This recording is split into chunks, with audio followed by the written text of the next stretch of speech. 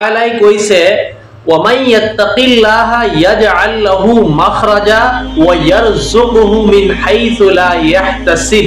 যেতিয়া বান্দাই আল্লাহ তাআলালে ভয় খাব আৰু গুনাহৰ পৰা নিজকে মুক্ত কৰিব আৰু যিখিনি গুনাহ হৈ গল তাৰ বাবে যদি খুব অন্তৰৰ পৰা তওবা কৰে আল্লাহৰ ওচৰত ক্ষমা খোজে তেনেহলে সেই বান্দাহৰ কাৰণে আল্লাহ এনেকুৱা ঠাইৰ পৰা মানে এনেকুৱা জায়গাৰ পৰা তাৰ কাৰণে উপাৰ্জন ইনকাম বা ৰিজকৰ ব্যৱস্থা কৰি দিয়ে যাৰ হি গুমান কৰিব নোৱাৰে মানে ইমেজিন কৰিব নোৱাৰে বা কল্পনা কৰিব নোৱাৰে যে কোৰ পৰা আহি গল।